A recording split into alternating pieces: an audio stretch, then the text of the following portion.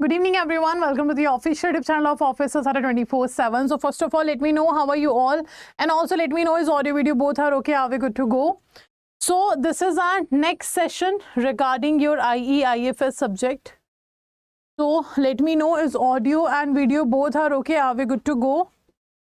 Just confirm in the comment section.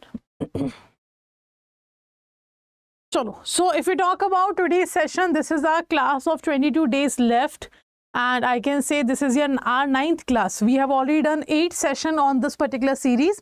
And today we have the 9th class of the same series. If you haven't seen the earlier session, do go to the Officer Sara 24/7 YouTube channel. You will find the playlist there. In playlist, all the top sessions that have been completed till now is available in recording form. Okay, all the sessions are available in the recording form. So do confirm once is audio video both are okay. Should we start? Good evening to all of you.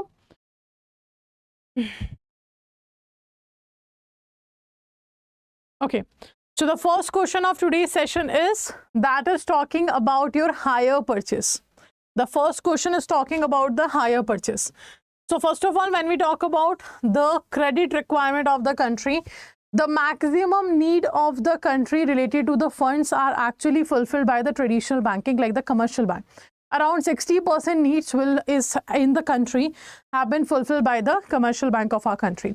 Now, when we talk about the other requirements which are not able to be fulfilled by the commercial bank, for them there are alternate source of finance.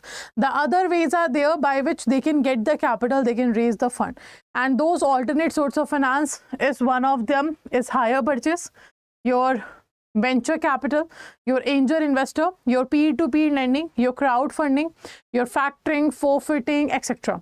All these are the alternate source of finance by which we raise the capital for the other reasons. So if a question is asking about which of the following is the correct statement with respect to the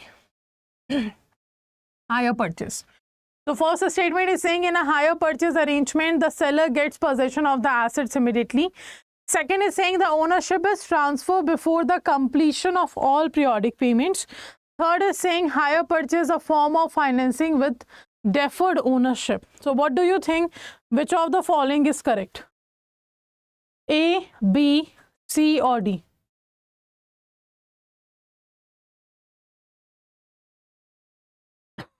Sorry. Which of the following is correct? A, B, C or D? So hire purchase is simply in which first you give a certain amount of down payment, and that particular down payment will be a kind of amount that you give to hire the product, and the rest of the money will be paid by us in a certain number of installments. Okay, and we will get the possession at the time of when we pay the down payment, but the ownership will be transferred on our names only when all the installments have been paid. Okay, so possession will be given immediately. So first statement is saying possession of the assets will be get immediately, but it is saying possession will be given to the seller. No, it should be given to the buyer. The person who is purchasing the asset, obviously he should get the possession. So first is wrong. Second is saying ownership is transferred before the completion of periodic payments. No, when you pay the last installment, then only you get the ownership. It means second is also wrong. Third is saying hire purchase is a form of financing with deferred ownership. It means in installment you are getting the ownership.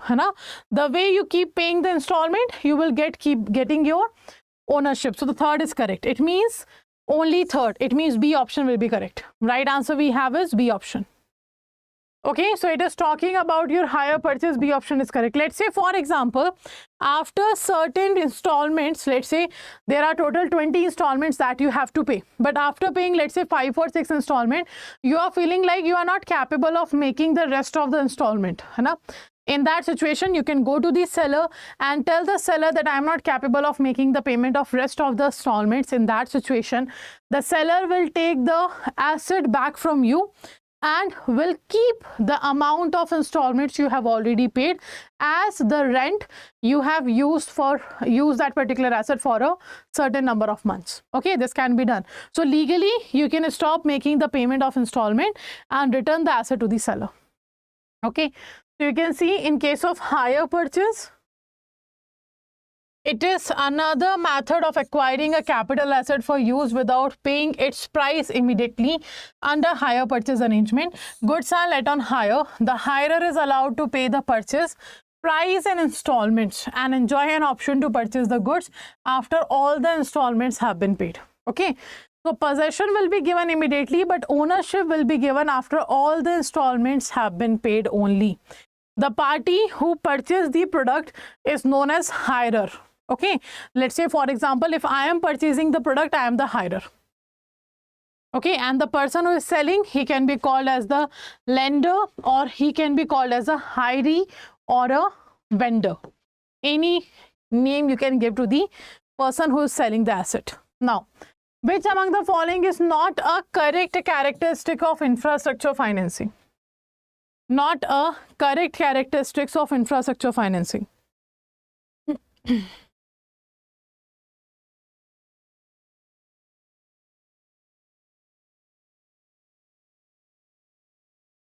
A, B, C or D? First is saying shorter maturity, second is saying smaller amounts, third is saying flexible and low but positive returns, and fourth is saying all of the above. A, B, C or D, which of the following is correct? If we talk about infrastructure financing, it needs a larger amount of capital and for a longer period of time. है ना? It should be larger maturity, it should be first will be longer maturity, second will be larger amount, and third will be fixed. It will give you the return, it will give you low but positive return, it will not be flexible, it's a fixed. So that's why the right answer is D. All of the above are not correct about the characteristics of financing infrastructure. And if there is no need of having a longer maturity and larger amount of capital, why we have introduced the development financial institution? The same can be given by the commercial bank, but no, commercial bank was not capable of fulfilling our needs. That's why we have introduced the development financial institution, so that they can give the large scale capital for a longer maturity period, right? So right answer is D. And you can see here characteristic of infrastructure. So infrastructure project financing differ in certain ways with the other type of financing. So it needs a longer maturity, larger amount, higher risk is also there, है ना? Because the projects goes on for the longer period of time, and return will be positive, but a fixed return will be there. Next, initially the central government will own 100% shares of the institution, which may subsequently be reduced up to 26%. So the above mentioned statement relates to which institution? So the government of India have said recently we are having a 100% shareholding in XYZ institution, but it have to be reduced to 26%. Is it NARCL? Is it NAFED? Is it Development Financial Institution? Is it NPCI? So if we talk about the third option, that is Development Financial Institution, we can directly eliminate it, because not all the development financial institution is going to be in such situation that 100% ownership will be reduced to 26%. So C option can be eliminated. It can be A, B or D. Which of the following is there? In which institution the government will hold the 100% right now, but it will be reduced to 26%. And very good, right answer is B. That is NAFED, National Bank for Financing Infrastructure Development. That's a NAFED. That's the latest development financial institution of our country. And I can say this is the 5th All India financial institution. Okay. Now you can see establishment of NAFED. If we talk about, NAFED will be set up as a corporate body with the authorized capital of 1 lakh crore.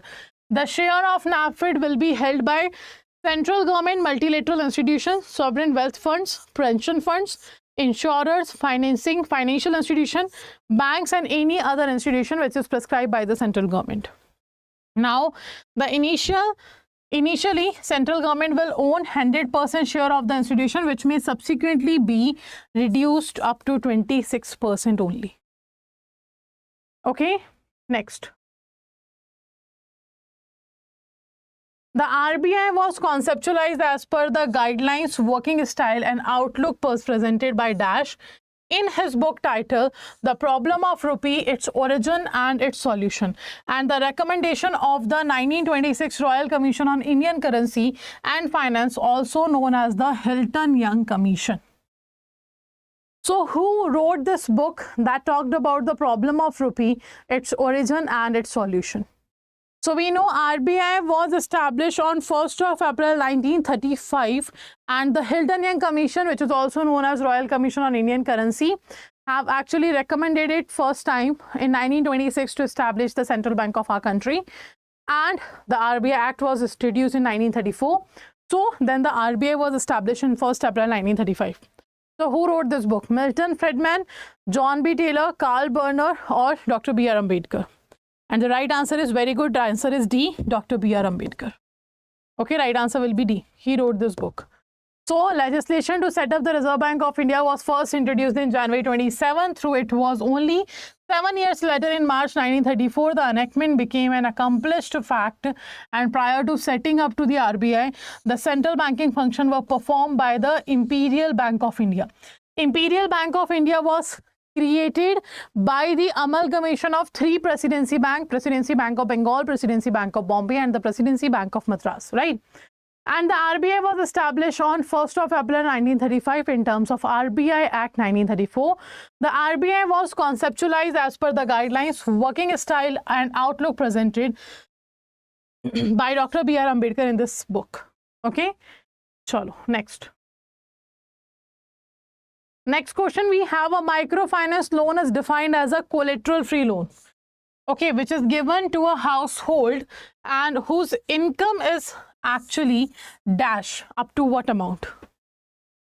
So annual household income should be how much for the microfinance loan?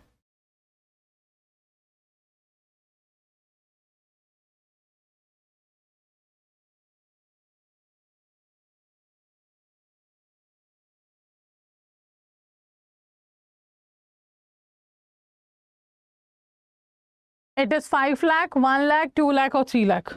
So microfinance loan will be given here, and this microfinance loan will be actually a collateral free loan that will be given to the poor and low income households. And also how much income they should have to be counted as a low and poor income household who are eligible to get the microfinance loan. And very good, it should be up to 3 lakh, है ना? And the household will be husband and wife and their unmarried children. So right answer is D. And definition of household is also important. So microfinance loan is defined as a collateral free loan. It is given to a household having an annual household income up to rupees 3 lakh. For the purpose, the household shall mean an individual family unit, husband, wife and their unmarried children. Not a Hindu undivided family, है ना? It should be children who are unmarried and their parents. Next. There are two statements, statement 1 and 2, about the stages of your pension product. So read the following statement carefully and choose the correct option in relation to the pension product stages. So only there two stages are there, है ना? In the pension product, we have only two stages. First is your vesting stage, second is your accumulation stage. So you have to answer which of the following statement is correct. First statement is saying vesting stages when one pays a specific amount regularly until the person's retirement. Second is accumulation stage. Once the individual retire, he gets a steady flow of income for the rest of his life. A, B, C or D? Which of the following is correct? A, B, C or D? Which statement is correct here?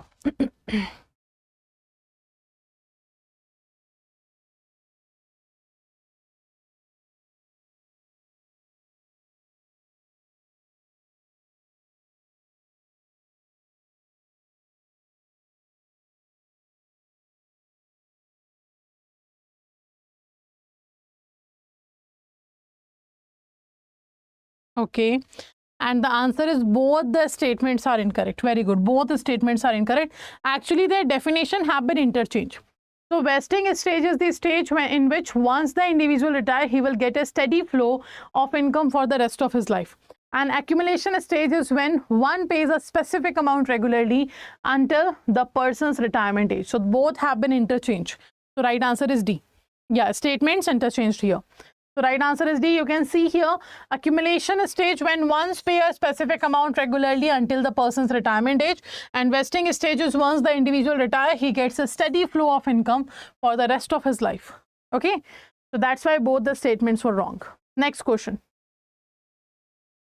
Read the following statement carefully and choose the correct points in relation to the topic functions of EPFO. Which of the following are the functions of EPFO? That is, enforcement of the act across the country, it maintains of individual accounts, it settles the claims, it invests the funds, it ensures the prompt pension payment, it updates the record. Which of the following you think is correct? A, B, C or D? The right answer for the functions of EPFO, Employee Provident Fund Organization, that's what the EPFO is. So which of the following is correct?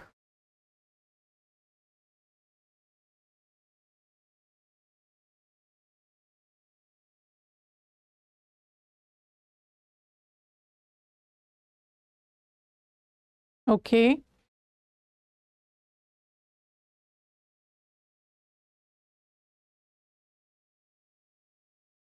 Very good. Right answer is D. All are the above are correct points in context to the functions of EPFO. EPFO. So all the statements are correct here in context to the EPFO function. So right answer is your D. Okay, all of the above, and you can see here the enforcement of the act across the country, maintenance of individual account, settlement of claims, investment of funds, ensuring prompt pension payment, updating record, all these functions are performed by the Employee Provident Fund Organization, that is EPFO. Next question. Which among the following are not correct with respect to the topic of fundamentals or principles of governing insurance product? So when we have covered this chapter, I have told you this is a very important chapter. And now you have to answer which of the following are incorrect or not correct with respect to the topic of your fundamental principles governing the insurance product. The principle of utmost good faith, the principle of uninsurable interest, the principle of indemnity, the principle of subrogation, the principle of contribution, and the principle of proximate cause. Which of the following is correct?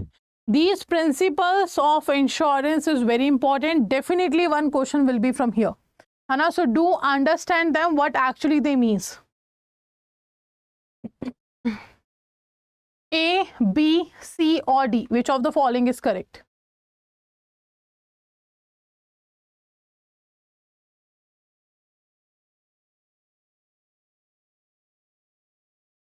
Okay, C. Right, C is correct. So principle of proximate cause is correct here because it's obvious we want to know the exact cause behind a loss. So the principle of proximate cause tells us like what was the actual main reason behind having the certain kind of loss, and accordingly we will be able to get the insurance claim. Principle of contribution, if there are 2 or more insurance companies are involved, when there are 2 or more insurance companies are involved, these insurance companies will be actually paying the claim to the the insured, the customer who have taken the insurance, but not individually. Any one of the company can give the insurance claim, and then they will contribute or they will divide the equal amount among each other. That's what the contribution. Subrogation, let's say for example, your customer have faced a certain loss. In that situation, you have to give the insurance claim, but there was no or no kind of default from the side of your customer, and it was not a mistake. Let's say there is accident happen of one of your customer, and he have faced certain loss in the accident, so you have to give the insurance claim, and you have given that, but it was not a mistake of your customer, it was a mistake of the third party. So the insurance company have the right, it can go and do a case on the third party, but the customer do not have to have any kind of relation with this case, because the customer will get the claim from the insurance company, and the insurance company then can sue the third party, because of whom the accident happened, and can take their funds recovery. Now, principle of indemnity, we know it is simply your financial loss will be made good, that's the indemnity. Then utmost good faith, you have to be loyal. Everything, every minor detail you have to tell to the insurance company. Nothing should be hidden from the company when you are going for insurance, okay? Whether it have been hidden intentionally or unintentionally doesn't matter. If it have been found out by the insurance company, your insurance contract or your insurance policy will be void. No claim will be given to you. Whether it was unintentionally doesn't matter. You won't get the insurance claim. So second is wrong. It should be insurable interest, not uninsurable interest. It is saying whatever thing you are taking insurance of, you should have a certain monetary value of that particular product. If whatever you, insurance you are taking of whatever product or person or whatever, it should have a certain monetary value related to that thing, then only you will be able to get the insurance. So obviously right answer is C. Okay, next. So these are the total principles we have in the insurance. Clear? Which unit? It's unit number insurance product. It's module D. Consider the following statement which are correct in terms of deflation. The statement correct in context to the deflation. Deflation is opposite of inflation. So which of the following is correct about deflation?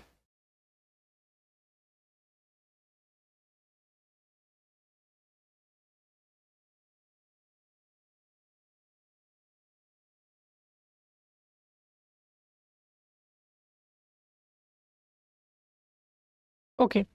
First statement is saying that the increase in the prices of goods and services, first statement is saying slowing in the rate of inflation, that is due to reduction in the money supply or credit. If the inflation is decreasing, that's not a negative inflation. Deflation is actually a negative inflation. When the inflation rate is reducing, it means inflation is reducing, but it's still a positive inflation. So that's not the right answer. The first is not correct. Second is saying increase in the price of goods and services. It measures as rate of change in the percentage annually. If the prices are increasing, obviously it's an inflation. Slowing of economic growth, simultaneously the condition of high unemployment. It's the worst economic situation. When high inflation and high unemployment is there, that's a stagflation. And that's what we are facing since 2018-19. So this is also not true. And the right answer is fourth, that is decrease in the prices of goods and services. And the right answer will be D. Okay. So negative inflation, or you can say the opposite of inflation, is actually known as the deflation, where first of all the money supply will decrease, because of which the demand of the consumer will decrease, supply will increase, and the prices start decreasing, and that's what is known as the deflation. Now next we have, which of the following best describe raising money through the QIP by a listed company? QIP is what? Qualified institutional placement.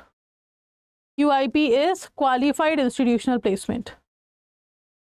So which of the following best describes raising money through QIP by a listed company? Raising equity from promoters, raising equity from QIP, raising equity from existing shareholder, raising equity from commercial banks, and both B and D. Which of the following is actually correct? QIP, qualified institutional placement.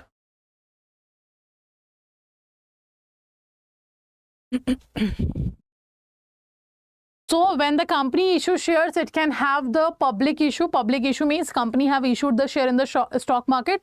Anybody can go and purchase the share. That's the public issue. In the private issue, what happens? In private issue, company will issue the share for a certain group of people, which will be predefined. Like we are issuing share for these group of persons. That's a private placement. Third, we have qualified institutional placement, in which company actually issuing shares, and it can be only purchased by the qualified institutional buyers.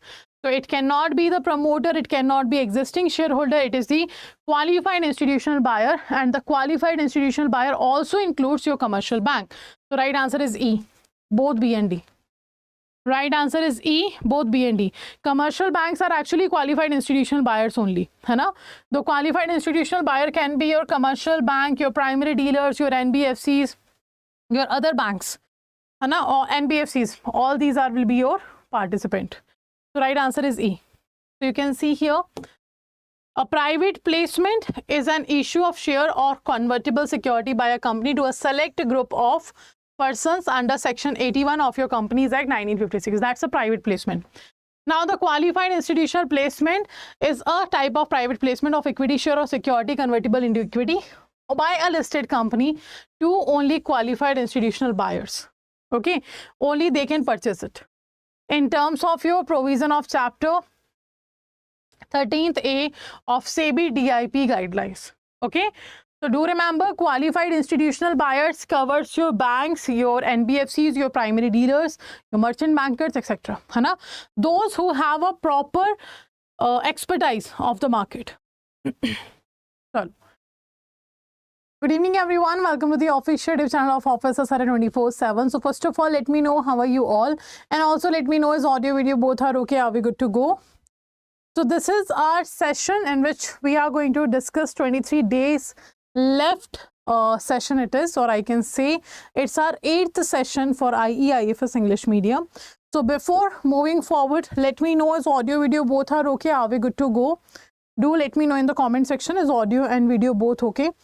So in this particular session, we are discussing every day the certain set of questions regarding your IE/IFS preparation that have been already asked in the paper in October and May 2023.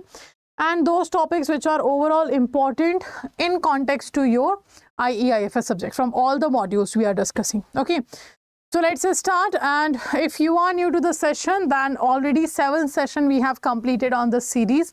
This is our 8th session. So do watch the recording of those sessions on Offices at a 24/7 playlist section. Clear?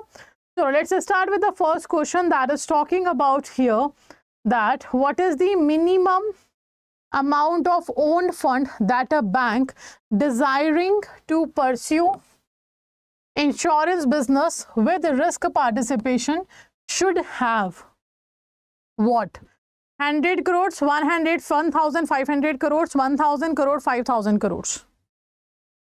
So the minimum amount of owned funds that a bank desiring to pursue insurance business with risk participation should have how much amount of owned fund? 100 crores, 1,500 crores, 1,000 crore or 5,000 crores. A, B, C or D? Which of the following is correct?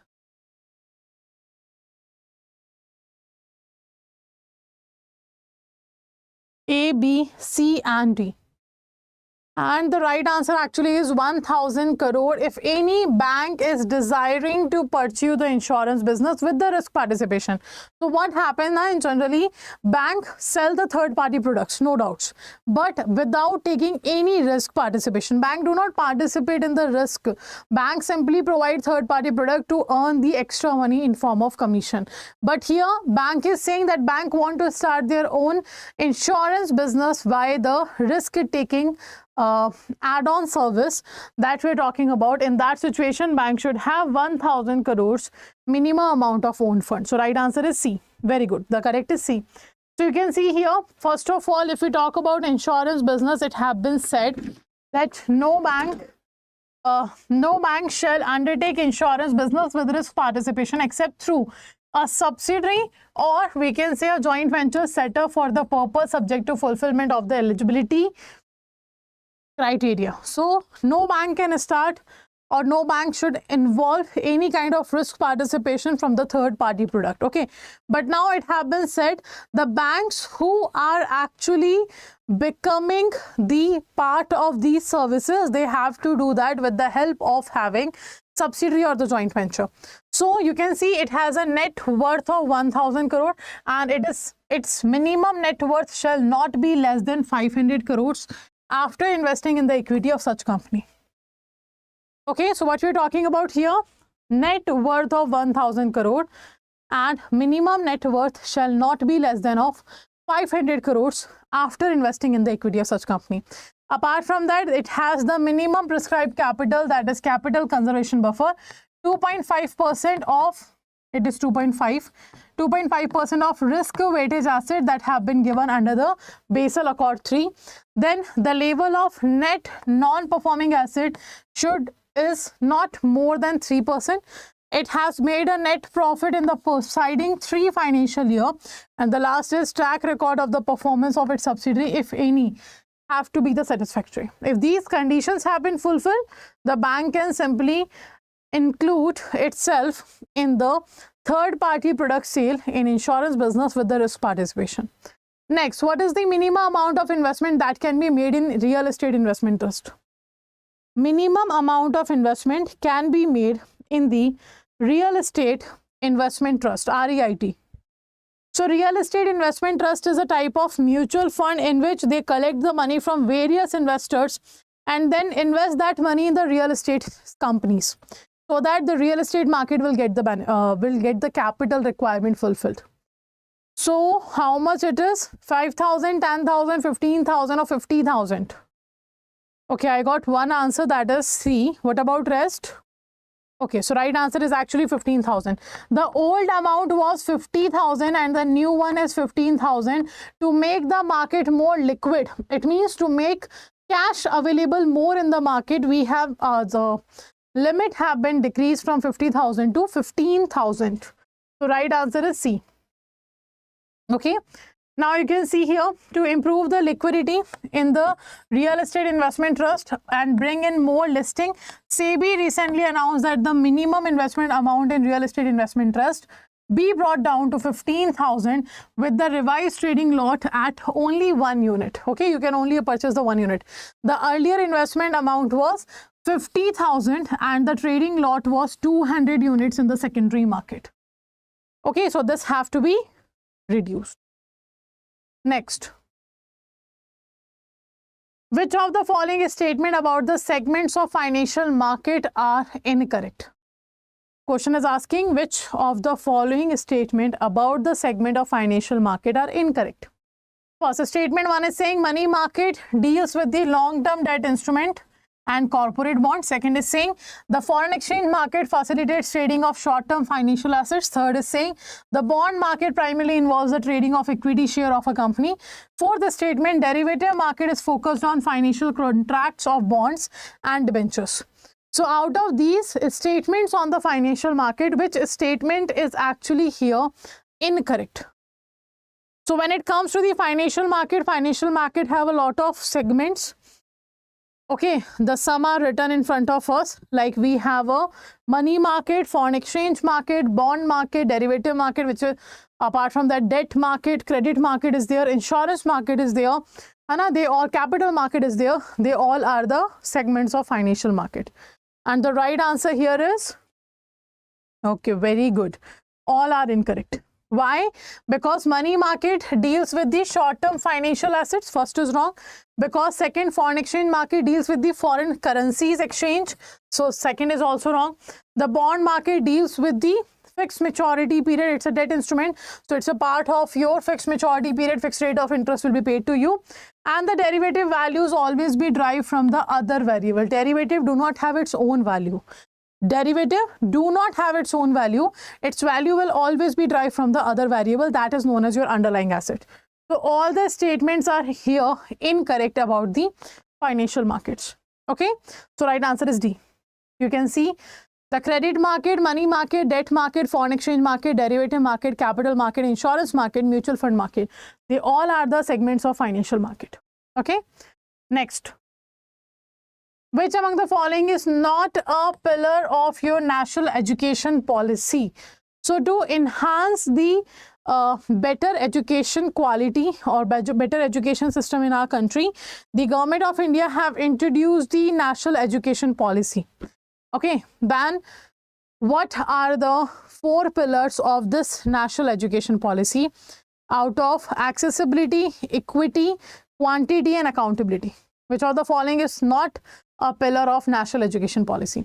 Also, the national education policy have converted the 10+2 structure into 5+3+3+4.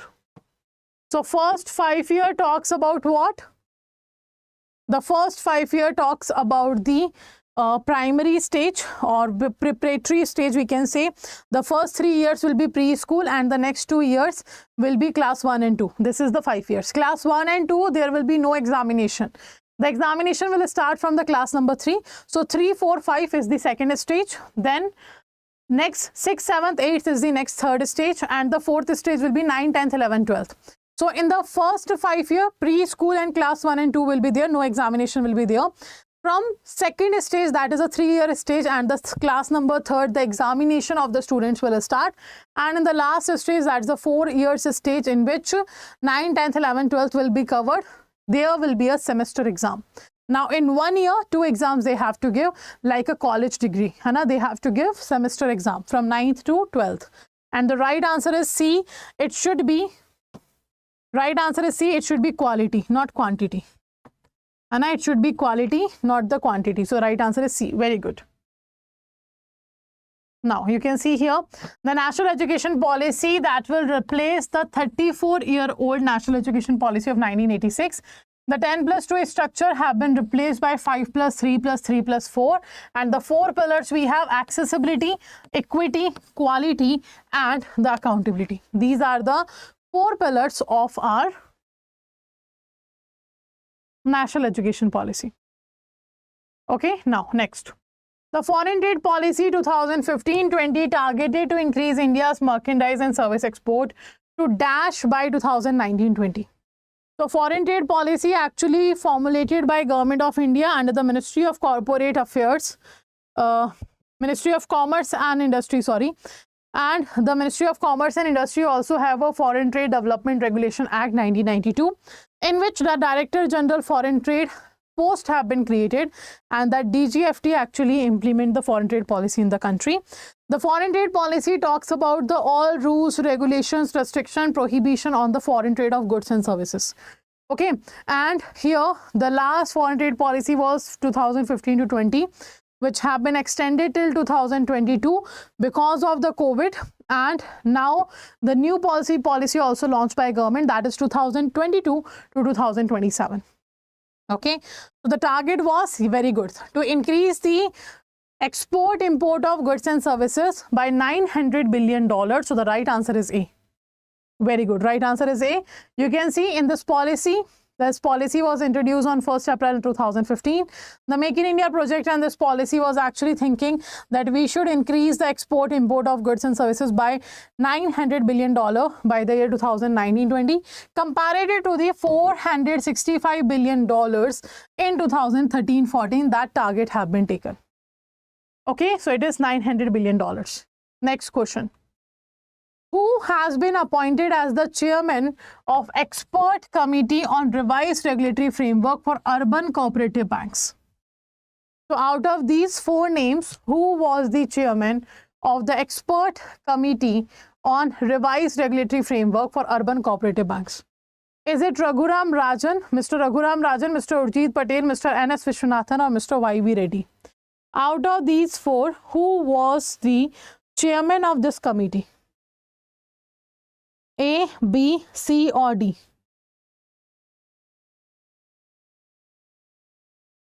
A, B, C or D?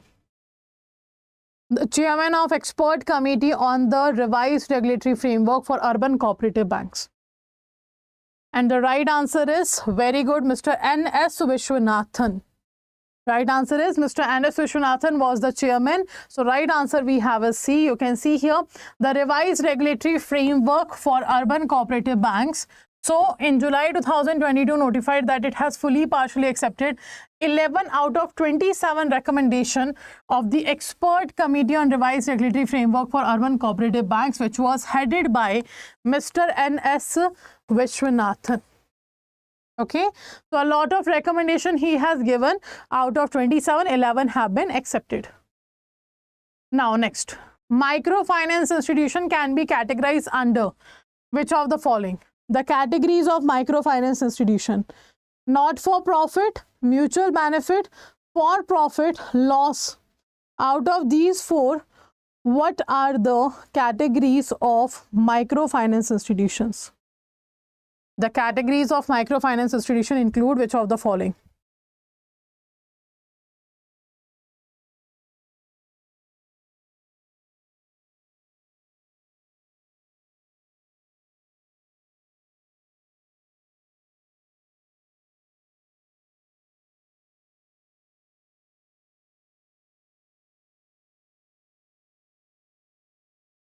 A, B, C or D? And the right answer is not for profit, mutual benefit, for profit. It means first, second, third. It means B is the right answer. Very good. The fourth one is not the part, but the B is correct. Achha, out of these three, which type of microfinance institution is also known as the NBFC MFI? Out of these, which institution also known as a NBFC microfinance institution, which is regulated by RBI?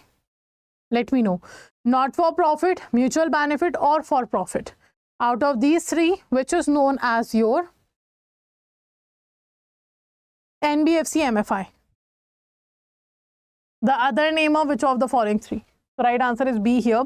And you can see, first of all, if we talk about not-for-profit microfinance institution, they are societies registered under the Societies Registration Act. Mutual benefit, these include the state and national cooperative and mutually added societies under the Mutually Added Cooperative Society Act. Then we have for-profit, they are known as NBFC MFI, they are regulated by RBI. Okay, these are non-banking financial companies which are registered under the Companies Act and regulated by the RBI. So most of the microfinance in India are through microfinance institution that fall in this category, and they form the largest category of microfinance institution. Okay. Now also remember these category of microfinance institution and self-help group bank linkage model. Model 1, 2 and 3 is the model of self-help group bank linkage. Second, microfinance institution have type not for profit, mutual benefit, for profit or NBFC MFI. Clear? So these are the types of microfinance institution and self-help group bank linkage program. Remember the both, they have been asked in the last paper as well. Which among the following are not a part of your sweeping reforms? Not a part of sweeping reforms. First is saying delicensing of import. Second is saying tightening of foreign exchange regulation.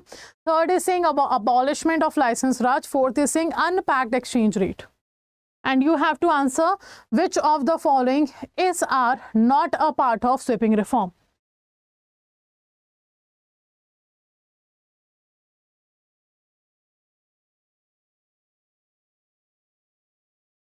A, B, C or D, not a part of sweeping reform. The second one, it means the right option will be your C, second only, because we have to make it ease. The regulation should be easy. It should be liberal, not tighten. So right answer is C, that is second option only. All the other are correct. Okay, so these are the sweeping reforms, steps towards liberalization in other sector. So these are the sweeping reforms were witnessed in the following areas, in which we have said imports should be delicensed, import duties reduced, production licensing done away with, the license Raj abolished, trade policy reform introduced, fiscal policy reform introduced, exchange rate unpacked, foreign exchange regulation relaxed, FDI norms relaxed, and disinvestment of public enterprises have been done. All these are the sweeping reforms which have been introduced to liberalize the other sector in the economy. Okay.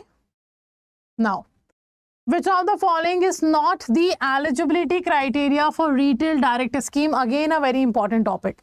One question from retail direct scheme can be seen. Retail direct scheme. First is saying PAN card is required to open the account. Second is saying NRI are allowed in the scheme. Third is saying account can be opened individually and jointly. Fourth is saying all are correct. So what do you think? Which of the following is correct in relation to the retail direct scheme? A, B, C or D?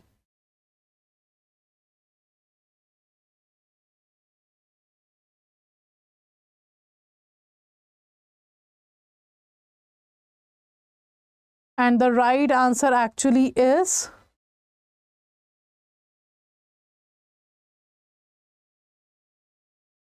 very good. It is D. All are correct. In the retail direct scheme, all are correct. This scheme was introduced by RBI for us only, for the retail individual investor, so that we can also participate in the government securities transaction and we can become the part of nation building as well. We can become the part of nation building. So how we can become the part of nation building? By investing in the government scheme. If I am investing in the government scheme, I am giving certain amount of money to the government, and that money government will use to develop the economy, to develop the nation. That's why we can become the part of the nation building. So in order to deepen the government security market and enable the retail individual investor to participate in the process of nation building by giving them access to the government security market, RBI launched the retail direct scheme on 12th of November 2021. Okay, so the silent feature of RDS are as under. The securities eligible, if we talk about Government of India's Treasury Bill, Government of India dated security, sovereign gold bonds and state development loans. They are the securities which can be purchased under the retail direct scheme. Next, the scope of a scheme is what? RBI retail direct scheme is comprehensive scheme, and which provide the following facility to the retail investor. First, they can open and maintain a retail direct gilt account. Second, they can access to the primary issuance of government security. Third, they can access to the negotiated dealing system order matching. Okay. Chalo. So these were the questions for today. So let me know how many answers you have given correctly. Good evening, everyone. Welcome to the official YouTube channel of Officer Study 24/7. So first of all, let me know how are you all, and also let me know is audio, video both are okay. Are we good to go? So just give me an update in the chat section that audio, video both are okay. Good evening, everyone. Good evening to all of you. Topic-wise test kahan milega? Topic-wise test is available in the particular product you have purchased. Just go to the home page of your product that you have purchased. You will find the live classes, test series, ebooks. Everything will be given as a particular tab to you. So click on the test series tab. You will be able to get the topic wise test there. Okay, so let me know audio, video okay. Should we continue? So this is our class number 7th. Already 6 session we have completed on the series. This is class number 7. So if you are a new candidate who are watching these sessions for the first time, go to the playlist section of Officer Study 24/7 and check the recordings there. All the recordings are available for all of you. Okay, now let's start with the first question without wasting our time. That is talking about, one second,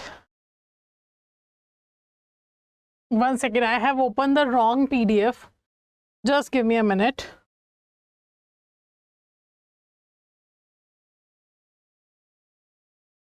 Okay, so this is our first question. The SDF question we have already discussed in the last class. So this is our first question. What is the regulatory process for banks interested in setting up of money market mutual funds in India? A, B, C or D. The SDF wala session we have done yesterday already. Okay, so let's start with the today's session first question. It is talking about money market mutual fund. So you have to answer the regulatory process for the same. A, B, C or D. Which of the following will be correct? A, B, C or D?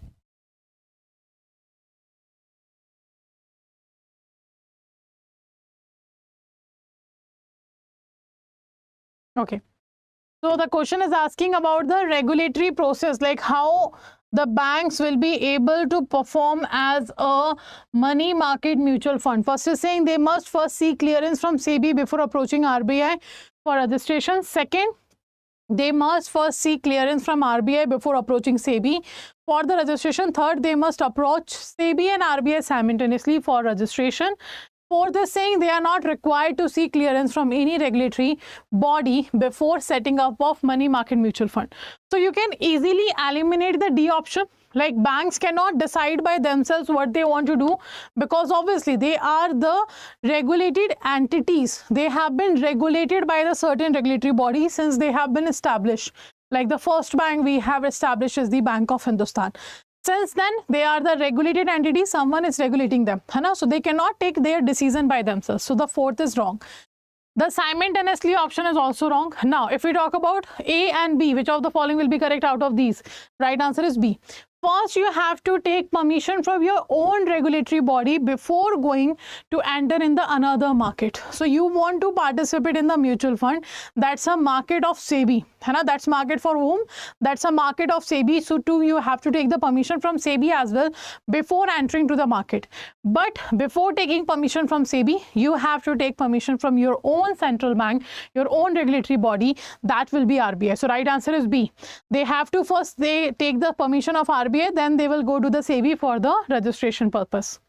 So right answer will be your B is correct. No, A is not correct. B answer is correct. Banks are regulated by RBI now, so they have to go first with the RBI. So money market mutual funds comes under the preview of SEBI regulation. The banks who are desirous of setting up the money market mutual funds would have to initially seek necessary clearance from RBI for undertaking this additional activity before approaching the SEBI for registration. Okay, first you have to take permission with your own regulatory body. Then you will move forwards to the other markets regulatory body to take the permission or to get registered. Okay. Now read the following statement carefully and choose the correct option in relation to the concept of red herring prospectus. Very important concept from the capital market, red herring prospectus. This have been asked in the last paper as well.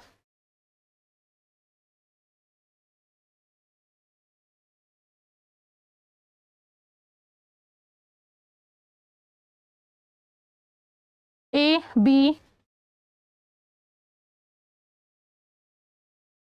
C or D?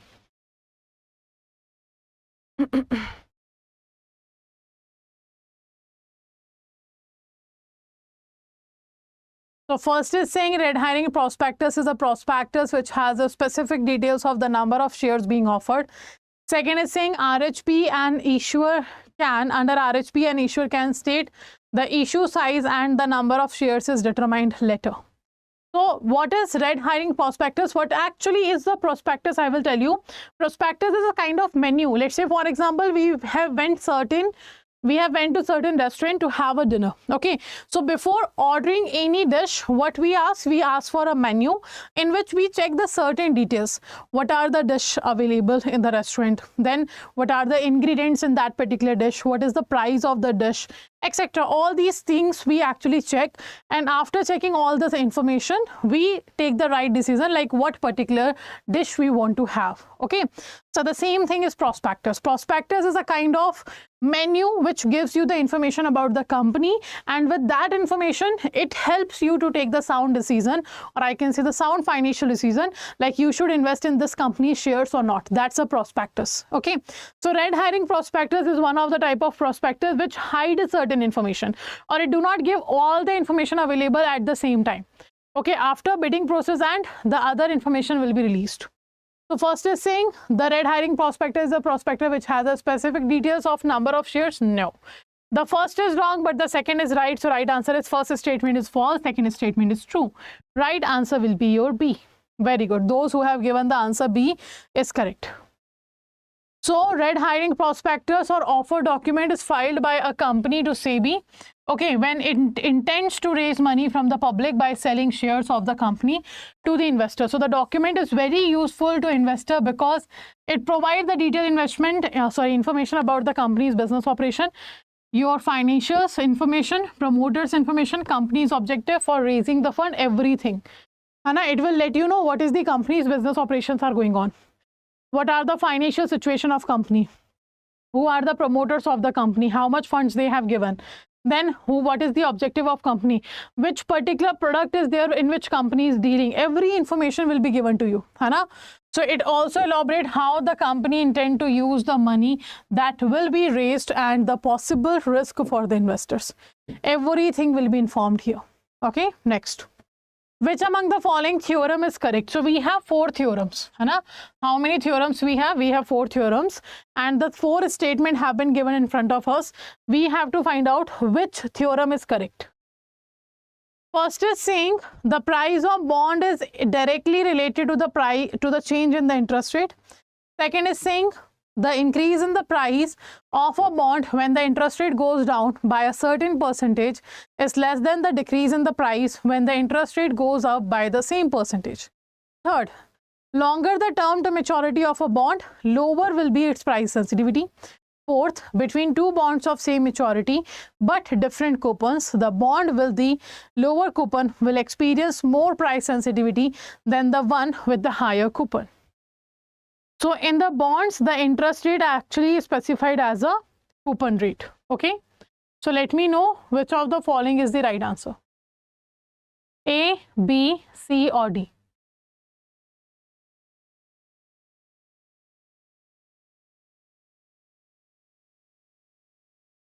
A, B, C or D. Which of the following is correct?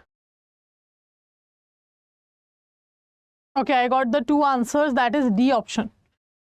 Okay, so right answer will be here. There are 4 theorems and actually the D option is correct. But what is wrong with the other 3? The first one is wrong because it is saying it has a direct relation. No.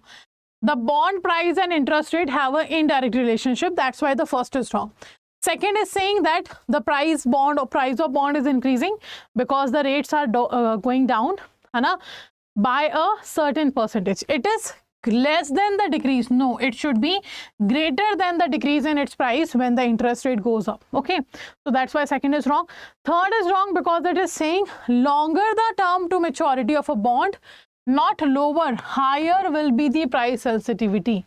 So the first, second, third is wrong because of these changes, but the fourth is correct. Like if you have a same maturity bond, the bond in which rate of coupon is low will be having the most price sensitivity. Price sensitivity simply, it dictates that when the changes in the prices happen, it actually impact the decision of a consumer to take whether to invest or not. है ना? So if price sensitivity is increasing, it means there is a less chances of a consumer to invest. Okay, now, so these are the 4 theorem. Price of a bond is inversely related. Second, the increase in the price of bond when the interest rate goes down by a certain percentage, it is greater than the decrease in its price when the interest rate goes up by the same percentage. Third, longer the term to maturity, higher will be the price sensitivity. Fourth is correct.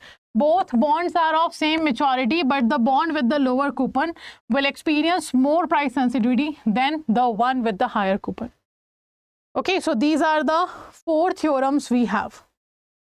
Next, which among the following is are correct regarding the eligibility condition for the primary dealers? So we know primary dealers have been introduced by RBI. Okay, in which year? In 1995, they have been introduced for the selling purchasing of government security to help RBI in the selling purchasing of government security.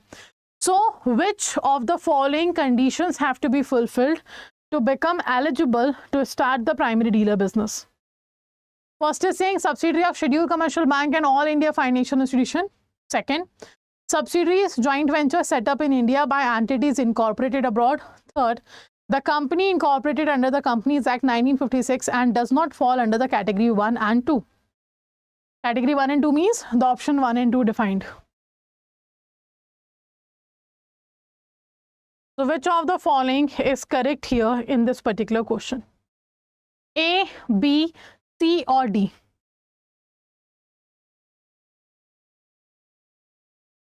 A, B, C or D?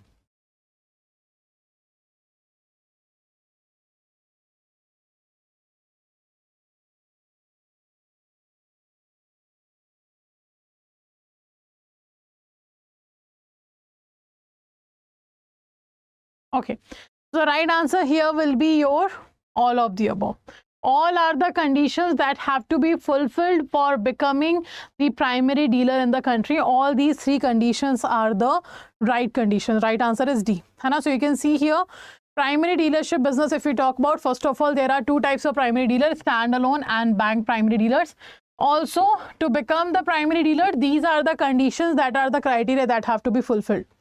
Okay, do remember, minimum net owned fund 1000 crore, minimum CRAR 9%, the NPA or net NPA should be less than 3%, and the profit making record should be there from the last 3 years. Okay, these are the additional criteria. Now, what is the term you understood by green shoe option? What is understood by the green shoe option? This question have been asked in October 2023. So like the red herring prospectus, it is also one of the important term of our capital market, which have been asked in the October 2023. So first is saying means an option of allotting equity shares in excess of the equity shares offered in the public issue as the post-listing price stabilization mechanism. Second, means an option of allotting equity services in excess of the equity shares offered in the public issue as a pre-listing price stabilizing mechanism. Third, means an option of allotting preference share in excess of equity shares offered in the public issue as a post-listing price stabilizing mechanism. Fourth is, it's an option of allotting preference share in excess of equity shares offered in the public issue as a pre-listing price stabilizing mechanism. So let me know which of the following is correct in context to green shoe option.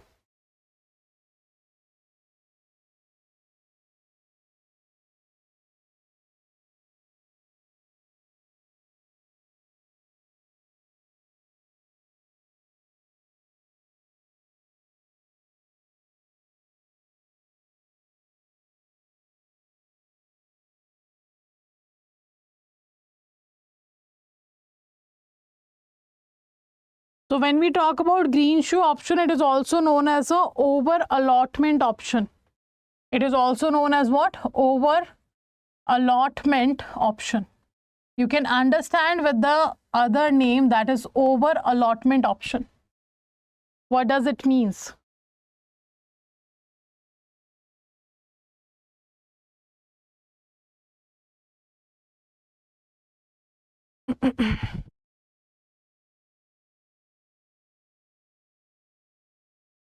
Okay, so when it comes to the green shoe option, what is it? Let's say first of all, if we talk about a company have announced that they are going to issue the IPO. And IPO is initial public offering. The company is issuing share for the first time. So company have given this announcement to us that we are going to issue the IPO of this amount, right? Now what happened when companies started issuing the IPO, the demand of the IPO have simultaneously increased. And to fulfill that demand, the company executive directors actually increase the number of shares, or we can say they allot the shares more than that they have announced. And why they are doing so? To fulfill the excess demand in the market of the IPO. That is your green shoe option. And it will be of equity shares. So if it is an equity share, you can easily eliminate the option number C, because no, not C. Yeah, we can eliminate the C option, we can eliminate the D option. Okay. Now, B option is saying it is the pre-listing price stabilization. No, it is the post-listing price stabilization. So, right answer will be your A option. Okay, right answer we have is A option is correct. So, do remember, whenever we talk about the excess demand of the shares have been seen in the market in the IPO, to fulfill that demand, to stabilize the prices of the IPO, the company do the over allotment as they have announced. And that's why the green shoe option is also known as over allotment option. Now, in 100% of net offer to the public through voluntary book built issue, allotment to the retail individual investors will be done of what percentage? It should not be more than 35% of the net offer of the public. Not more than 35%. Here should be more than 30%. Should not be less than 30%. Should not be less than 35%. So what do you think? Which of the following is correct? In case of voluntary book built, allotment to the retail individual investors will be done how much? A, B, C or D?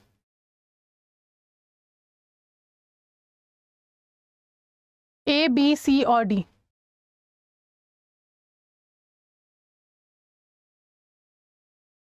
And the right answer is actually it is D. Should not be less than the 35% of the net offer to the public. The right answer is what? It is the D option regarding our allotment to the retail individual investor. So do remember these allotment in context to every investor here, and we are talking about your voluntary book built issue. So the retail individual investors not less than 35%, non-institutional investors not less than 15%, qualified institutional buyers not more than 50%. Okay, these are the three investors, those got the condition under the voluntary book built. Okay, next question we have, in terms of RBI Act, the bank's paid up capital and raised fund must be at least dash in order to qualify as a scheduled bank. 20 lakh, 15 lakh, 10 lakh, none of the above. So scheduled banks are those banks which are listed in the second schedule of RBI Act. Those banks which are listed in the second schedule of RBI Act, they are known as the scheduled bank. So if any bank want to become the scheduled bank, want to be listed in the second schedule of RBI Act, what actually the paid up capital or the raised fund should be there of that particular bank? 20 lakh, 15 lakh, 10 lakh or none of the above? And the right answer actually is none of the above, because it should be 5 lakh. And how much it should be? It should be 5 lakh. So right answer is none of the above. Why 20 lakh? It is 5 lakh only. So right answer is D. Okay. So you can see here, scheduled banks are those which are included under the second schedule of RBI Act 1934. In RBI Act, we have only two schedules, Schedule 1 and Schedule 2. Schedule 1 talks about the territories in which RBI keep working. There are 4 territories, your Eastern, Western, Northern and Southern territories. That's what it is defined under the Schedule 1, and the Schedule 2 talks about the scheduled bank. Okay, so the paid up capital and raised fund must be at least of your 5 lakhs in order to qualify as a scheduled bank in the country. Okay, that's a scheduled bank limit. Next, choose the correct statement. First is saying the recommendation of Narasimhan Committee report in 1999. IRDA was constituted as an autonomous body to regulate and develop the insurance industry. Second, the insurance sector is a major sector together with banking services. The insurance service about 8% to the country's GDP. A, B, C or D, which of the following is correct? Which statement is correct about the insurance market?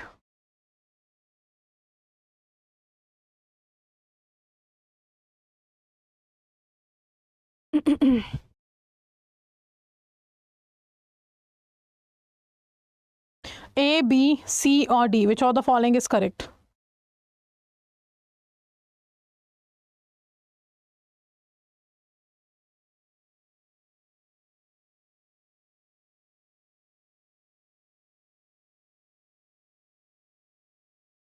Okay, right answer is actually none of these statement is correct. Both are incorrect.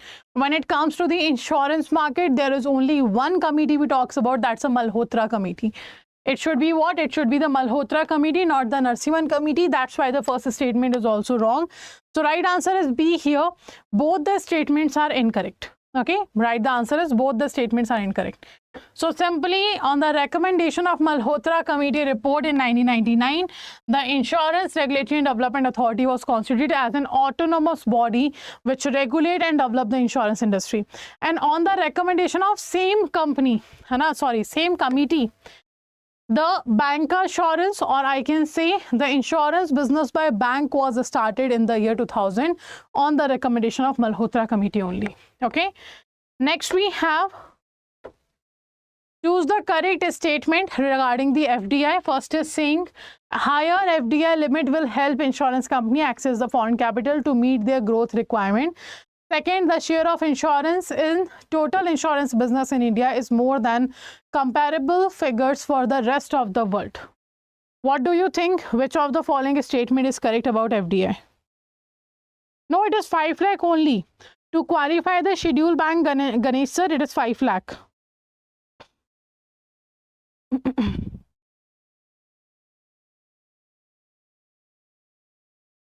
Let me know the answer of this question.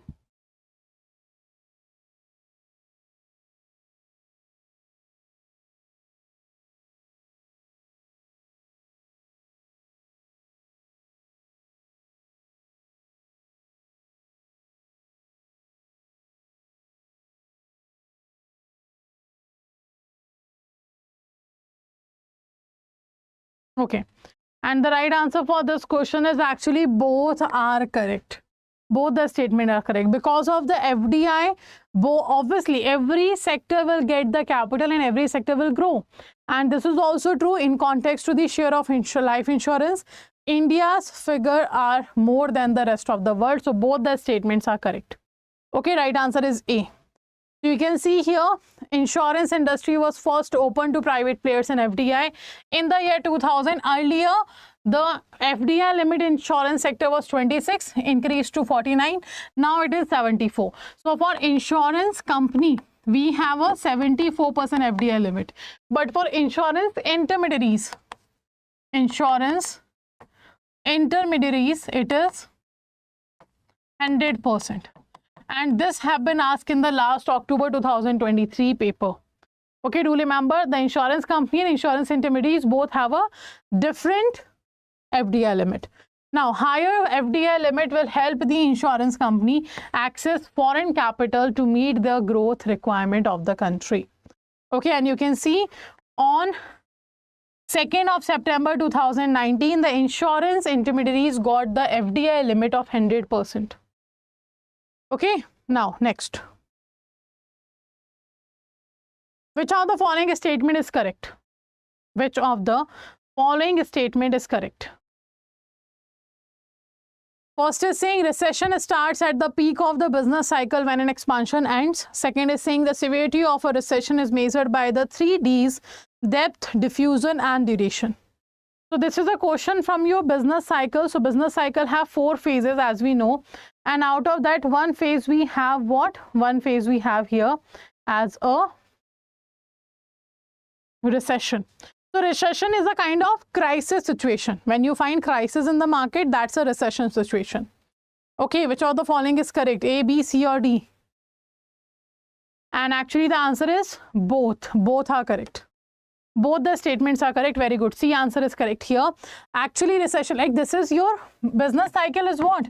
It's a wave-like movement. Why it's a wave-like movement? Why we are saying it's a wave-like movement? Because this wave shows that there is a cyclical fluctuations will be recurring in the business cycle. That's what this wave-like movement will show us. So this is the expansion phase. This is the peak phase, the maximum level you reach to your business or economy. You can't go more above from there. So obviously you have to decline. So once the economy reach to the peak level, it have to find the recession. So right answer is C. Okay, and this is our business cycle. It identifies a sequence of 4 phases: boom, recession, depression, and recovery. Clear? Chalo. So this was all for today. Good evening, everyone. Welcome to the official YouTube channel of Officer 24/7. So first of all, let me know how are you all, and also let me know is audio video both are okay. Are we good to go? So this is our session number 6. It is your 25 days left. It means 5 sessions we have completed on the series, and today it will be our 6th session, that is for your IE/IFS subject. So if you are a new candidate who are joining us first time on this particular session, so I would let you know this is the session we have started for the last 30 days of your preparation. Till your last of May, we will have these sessions regularly Monday to Saturday. And from 1st of June, we will start our mini marathons, Maha Marathon regularly. The numerical sessions, your previous year question paper session, all these sessions will start from the 1st of June. So till then, we will continue practicing the subject with the help of these sessions. So if you are new, then do make sure you go to the playlist section and check all the sessions that happened till now, because this is our 6th session. We have already completed the 5 session on the same series. So do watch the recording of that. It is available on your playlist of Office of Survey 24/7. Okay, so let's start. Do not waste any more time, and we'll start with the first question. That is asking about which of the following or which sustainable development goals focuses on the climate action. So we know the sustainable development goals, we have 17. There are 17 goals with 169 targets, right? And out of that, you have to answer in which particular goal number the climate change have been defined. Is it your A, B, C or D? Which section it is? Which actually the goal it is in which the climate action have been defined. So climate action is simply have been introduced against the climate change. And what is climate change? The long-term changes in the weather and temperature is known as your climate change. So to overcome that negative impact, we have introduced the climate action, and that's the goal number 13. Very good, SDG 13 it is. If we talk about SDG, there are total 17 goals, 169 targets are there. And this have been created by the United Nations General Assembly, and they have been introduced after the MDG. So right answer is B, correct. So you can see here, if we talk about your SDG, India committed to SDG 13, that is your climate action, which calls for climate action. India pledged to achieve the net zero emission by 2017. This is very important. 2070 is the target taken by India, that we will achieve the net zero emission by 2070. Remember this. Now, during the United Nations COP26 summit, that is Conference of Party 26, that happened in 2021, India have made the 5 Panchamrit commitments to combat the climate change. And those commitments we have: achieving the target of net zero emission by the year 2070. Achieving the target of net zero emission by 2070. Second, we have achieving 500 gigawatt non-fossil energy capacity by 2030.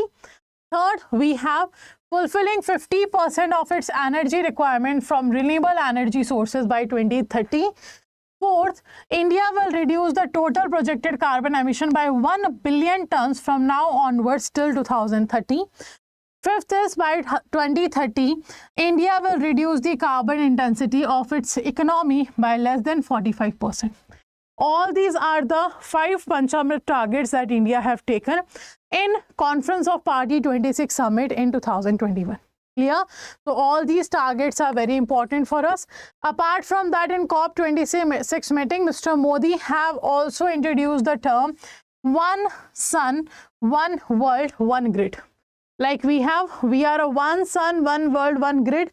So we have to achieve this sustainable development goals target together. Okay, and this is with the goal of harnessing solar energy and ensuring that generated electricity gets to place that need it to most. So India has also launched a plastic hackathon 2021 campaign to ensure that the country is free from single-use plastic by 2022. So all these are the new targets that India have taken in 2021 to combat the climate change, and this whole slide is very important. From here the question can be seen. Okay, next.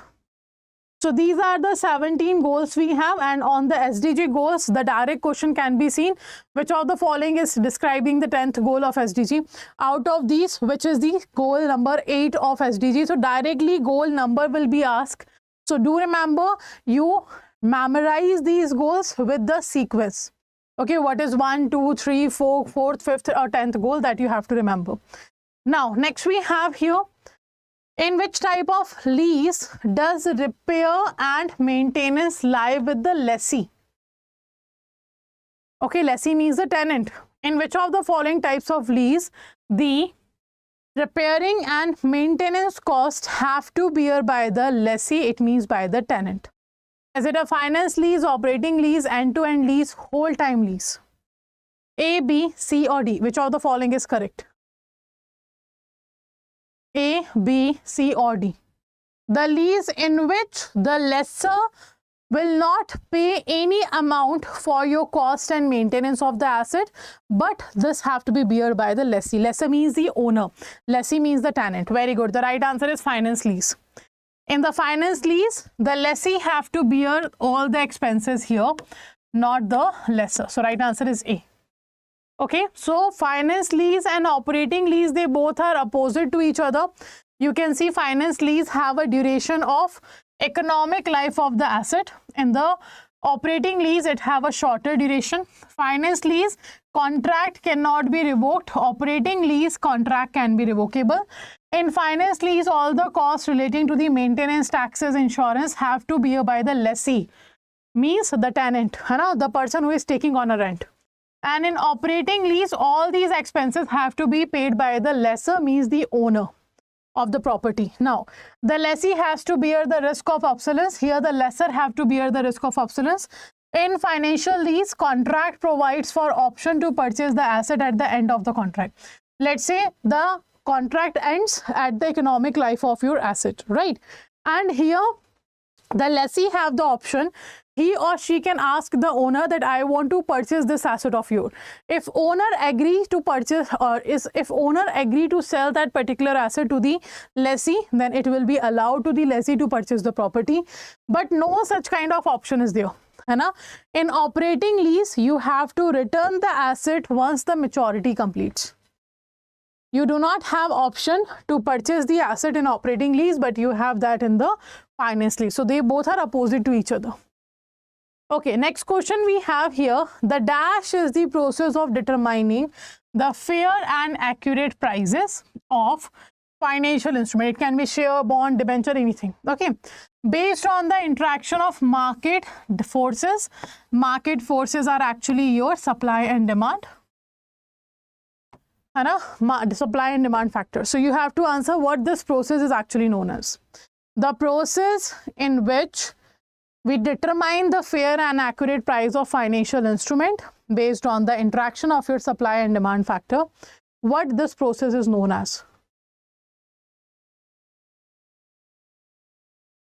A, B, C or D?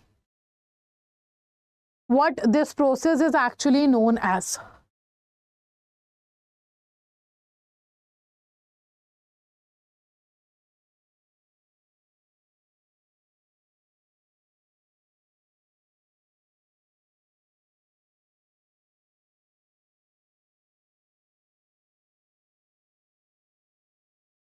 Okay, so right answer here is price discovery. Price discovery is the very important part of any market, not only in financial market, in any market, in commodity market also.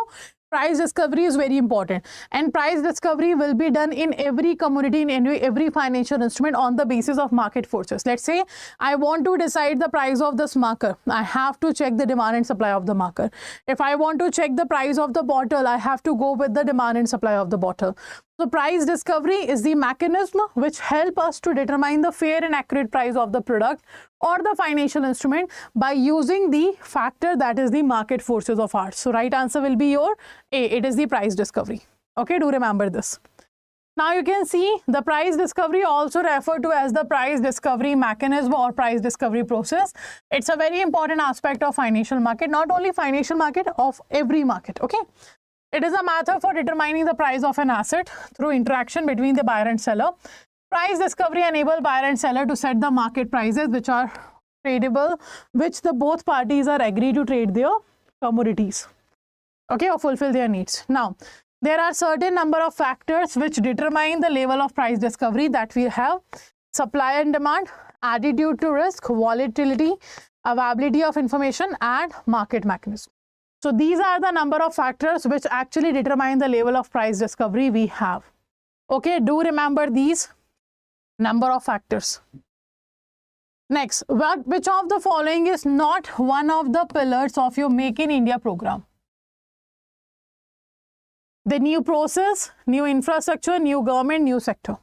Which of the following is not a pillar of your Make in India program? So Make in India initiative was introduced by Mr. Modi in 2014 to make India a manufacturing hub.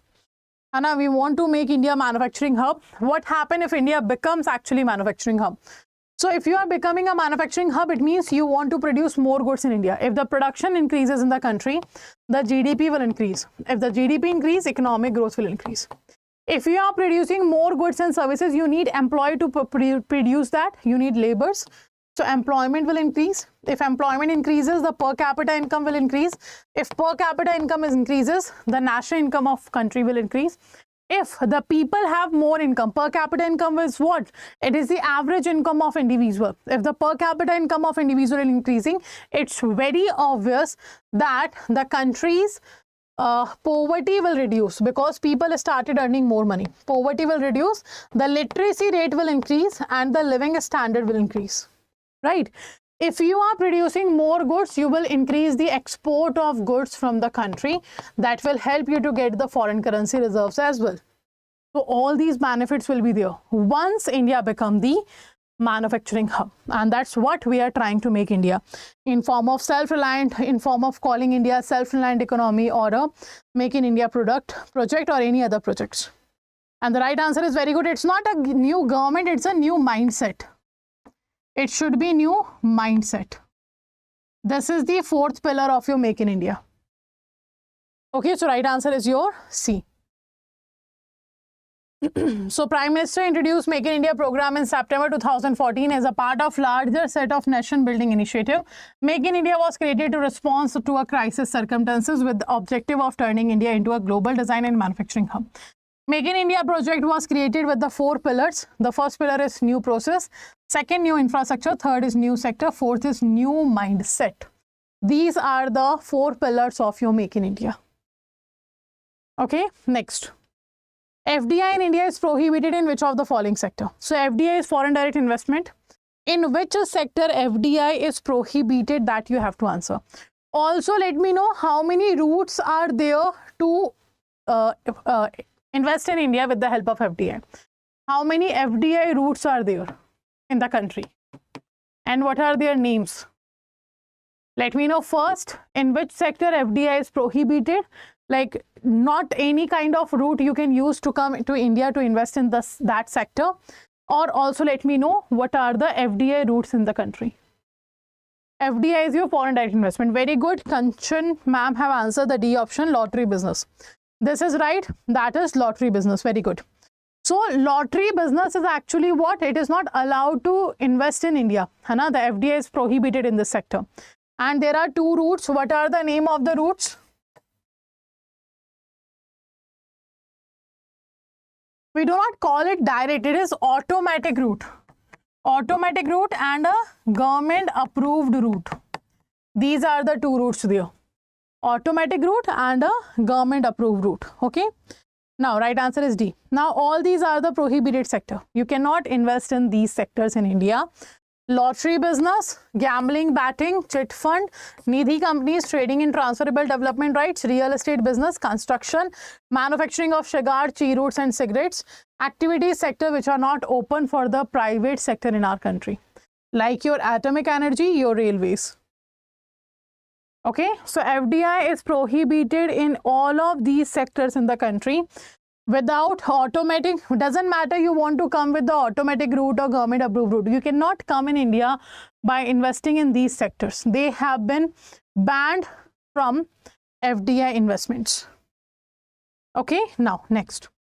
Which section of Companies Act actually provide the legal support to the CSR in India?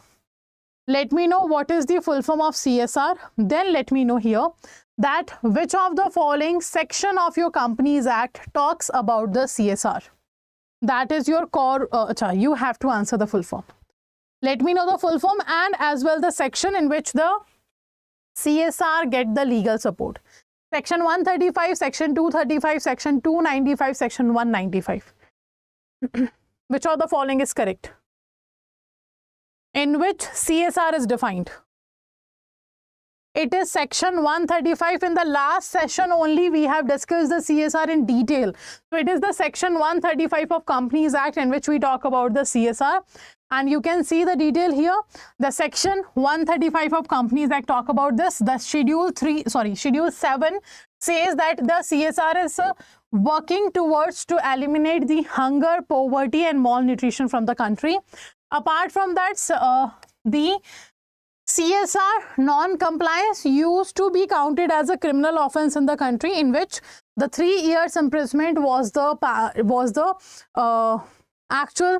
If you are not following the CSR compliance, you have to go to the imprisonment for the 3 years. That was the criminal offense penalty was there. Now it is a civil wrong since 2020.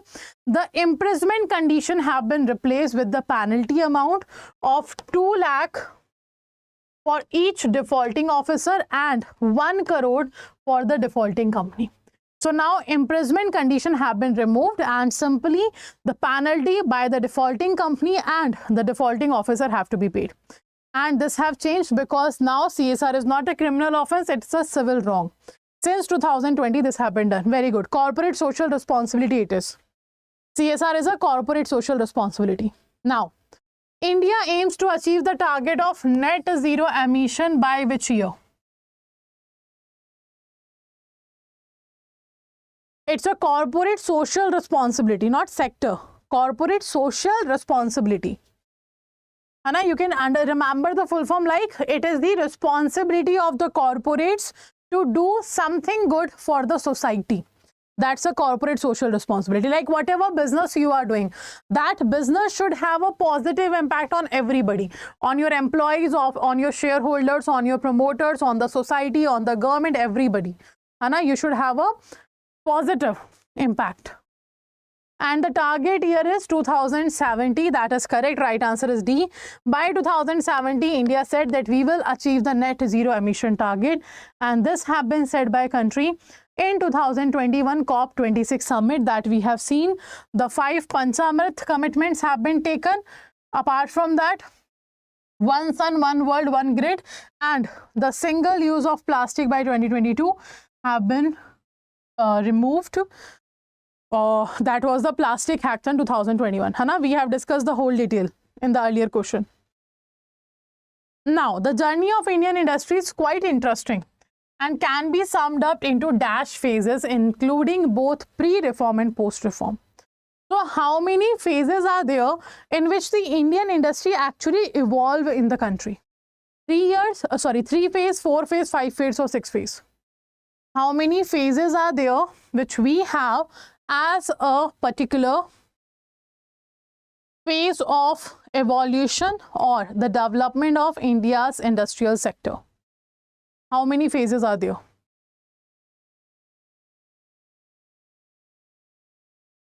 A, B, C or D? And the right answer is no, it's not 3, it is 4. How many phases are there? There are 4 phases. And those phases have been named. So right answer is B. That is phase 1, period of industrial foundation. Phase 2, industrial fall. Phase 3, industrial recovery. And phase 4, post-reform period. So these are the 4 phases in which the Indian industry evolved or the development of Indian industry have been seen. Okay, these are the 4 phases. Next, which theorem states that the bonds with lower coupon experience more price sensitivity than those with higher coupons? So there are 4 bond theorems we have.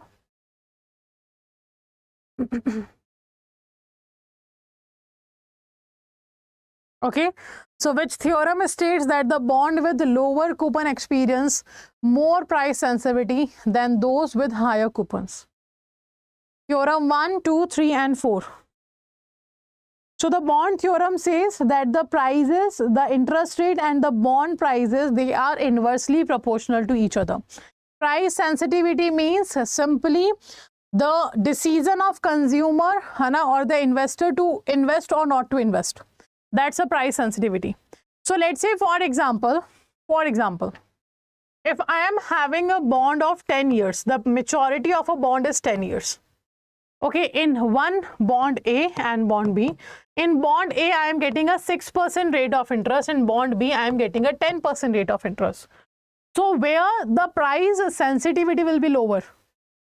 Where the price sensitivity will be lower? In bond A or bond B? Obviously in bond A, reason because I am getting a less return, so the price sensitivity will be lower, but in B it will be higher, and this is defined under the theorem number 4. Very good, the right answer is D. It is defined under theorem number 4, that is your D option. Okay, see here, theorem 1, 2, 3 and 4. So fourth theorem is saying between the two bonds same maturity are there but different coupons is there, and with the lower coupon will experience more price sensitivity than the higher coupon, because it's about return of investments. Okay, where you are getting more return on investment, you will be investing more money, है ना?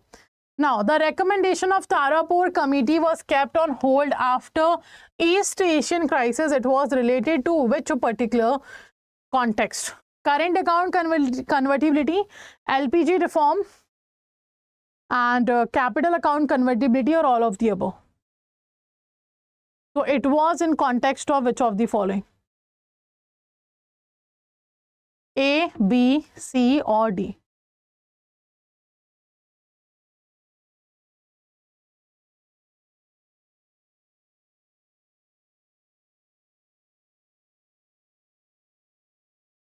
So the current account convertibility and capital account convertibility, they both are related to our what? They both are related to our balance of payment accounting. Okay, and the right answer is actually capital account convertibility. It is related to what? It is related to capital account convertibility, that is C. So in the year 1991, government have initiated the economic liberalization in the country. At the time 1997, the Tarapur Committee on Capital Account Convertibility have given certain recommendation that the changes in the legislation framework have to be done. And after this, the FARA have been replaced by the FAMA in 1999. So it's a Tarapur Committee. Chalo. So this was all for today's session. And let me know how many answers you have given correct, if you have counted. And also do make sure whether you are watching is recorded or whether you are watching it live, do count that how many answers you are doing right or how many answers you are giving wrong answers. How many questions you are giving wrong answers, so that you will analyze day by day basis and also keep an evaluation that which topics question you are giving the answer wrong. It will help you in your revision. Now the most important information right now is that the Power Pack revision batch are already live on the application. To enroll, first download the Array 24/7 application, then go to the home page. This is the home page of application. Select the exam category, that is JIB, CIB, then JIB May 2024, and you will find the Power Pack revision batches are live on the store. And the subject will start with the first, the batch will start with the first subject of your IE/IFS from 25th of May. Okay, I am starting this Power Pack revision batch from 25th of May. You can check all the benefits here you will get. Apart from that, go to the study plan. You will find all the study plans available here. The first subject which will start from will your IE/IFS. The second subject will start as your RBWM. Third will be your PPB and fourth will be your AFM as per your exam. It will start. Now to check the study plan, I will show you one study plan here. This is IE/IFS study plan. It started from going to start from 25th of May. No holiday will be there in between. Sunday will always also be counted here. From 25th May till 6th of June, we will have 3 hours class every day, 6 AM to 9 AM. Okay. After 6th of June, on 7th and 8th, we will have the Maha Marathon. Okay. So these are the sessions which are very important for you in the last days of your preparation. That will be very helpful to confirm your selection or the to confirm your clearance of the subject. Okay, and right now 81% discount is available. 1% discount will be available with the application if you purchase. So 81% discount. 3-month validity, coupon code is Y496 and 1400 something you have to pay. So 81% discount is live now. It will end soon. So if you want to enroll, use the code Y496 and enroll. And it is starting from when? It is starting from 25th of May. And do make sure you join the revision batch live. Do not watch recording. Like recording will be available for you obviously, but I would suggest always join the revision batch live, because it gives you a kind of environment in which you will be more active, more concentrated on the study, and You can interact with your mentors, and when the other bankers will be answering, it will motivate you.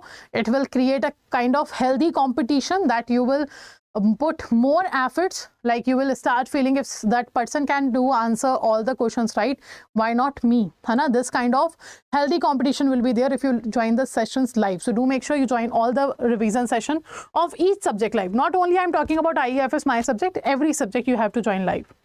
Okay, it will be more beneficial for you. And to regularly join these YT sessions, do subscribe the channel Officer 24/7 and press the bell icon so that all the upcoming sessions notification will be given to you. And we'll see you again tomorrow in the morning at 7 a.m. for PPB session, and again tomorrow at 7 p.m. for IEFS session. Okay, so we'll end here. Thank you all for joining the session, and take care everyone. Have a good time.